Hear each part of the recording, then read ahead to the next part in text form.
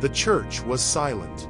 Rows of guests shifted uncomfortably in their seats, whispers rippling through the air like a cruel storm. At the altar, Emma stood frozen in her wedding dress, clutching a bouquet that trembled in her hands. The groom was gone. Her veil fluttered slightly as she whispered to herself, voice breaking, "Why me?" Tears welled in her eyes as the reality sank in. She had been abandoned on what was supposed to be the happiest day of her life. Cameras clicked, guests stared, and the shame pressed down like a crushing weight. But then, from the back of the church, a man rose. A stranger.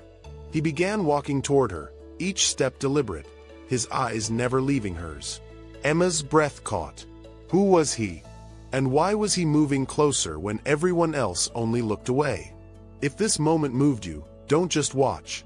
Subscribe now so you never miss another story that stirs your soul. Emma hadn't always dreamed of a perfect wedding.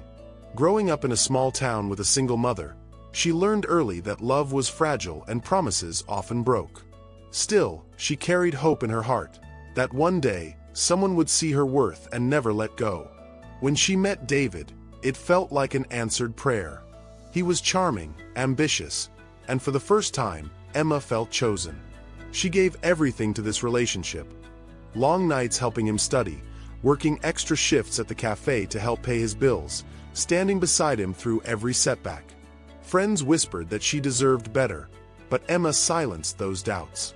She believed love meant sacrifice, and she was willing to give all she had. When he proposed, in front of a crowd with a shiny ring and practiced smile, she said yes without hesitation. For Emma, that yes wasn't just to a man, it was to a future she thought she'd never have. She poured every ounce of herself into planning the day. Not for the flowers, not for the gown, but for the moment she could finally stand at the altar and hear someone vow to never leave.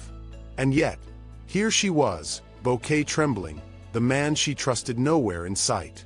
Her entire past, every sacrifice, every act of loyalty, now mocked her as she stood abandoned before the world. The church doors creaked as the stranger walked forward, each step echoing against the marble floor. Guests turned in confusion, whispers swelling louder. Who was this man?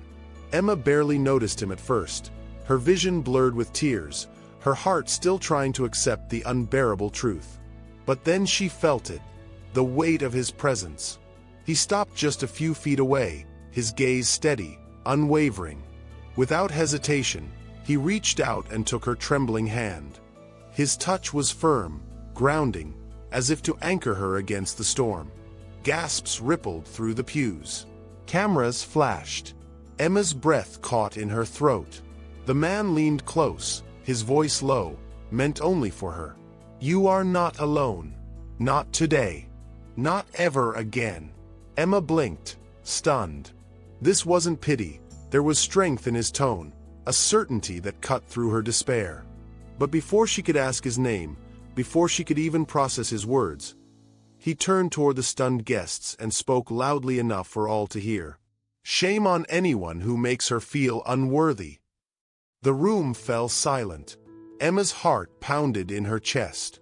Who was this man who dared to stand by her, when even the one she loved had walked away? The silence inside the church was deafening. Every eye was on the stranger who held Emma's hand, his words hanging heavy in the air. Emma wanted to pull away, to hide, but something about his grip kept her rooted. It wasn't forceful, it was steady, reassuring. Then came the first turn. He guided her gently down from the altar, ignoring the shocked stares of the guests. "Let's get you out of here," he murmured. Emma's steps faltered, her veil brushing against the floor as whispers trailed behind them. People were already pulling out phones, snapping photos, recording video. By tomorrow, the whole town would know, the bride abandoned at the altar, rescued by a stranger. Her cheeks burned with humiliation. But when she dared a glance at him, she saw no judgment in his eyes, only determination. For the first time that day, she felt safe. But just as they reached the heavy doors of the church, a second turn came crashing down. David's mother, Emma's almost mother-in-law, stood blocking the exit, her face twisted with anger. "You don't belong here," she hissed at the stranger. "Leave her to us. This is our family matter." Emma's chest tightened. She had braced herself for pity, but not this venom. She expected the stranger to step back, to release her hand. Instead, his jaw hardened. He held on tighter, his voice firm enough to cut through the tension. "With respect, ma'am," he said, his eyes narrowing. "Family doesn't abandon her at the altar." The guests gasped again. Emma's heart hammered in her chest, torn between fear and something new, a fragile thread of hope. But who was this man who dared to defy everyone in that room? For her. Outside, the evening air wrapped around Emma like a cold embrace. She could still hear the murmurs from inside the church, the sting of humiliation pressing against her chest. But the stranger didn't let go of her hand. He led her down the steps, away from the stairs, until they were alone beneath the fading light. Emma finally pulled her hand back, her voice trembling. "Why are you doing this? You don't even know me." For a long moment, the man was silent. His gaze dropped, his shoulders heavy, as though the weight of memory pressed against him. When he finally spoke, his words weren't smooth or rehearsed. They were raw. "I do know you," he said softly. "Not your face, not your name, but your pain." Emma frowned, confused. He drew in a sharp breath, his eyes clouding. "Years ago, I was the one left waiting. My fiancé walked away on our wedding day. I stood where you stood, humiliated, broken, questioning if I was even worth loving." Emma's breath caught. His words mirrored the storm raging inside her. "I promised myself," he continued, voice thick with emotion, "that if I ever saw someone suffering like I did, I wouldn't stand by and let them drown in it. No one deserves to carry that alone." He lifted his gaze then, and for the first time, Emma saw the truth in his eyes, a mixture of scars and strength. "My name is Daniel Hart," he said quietly.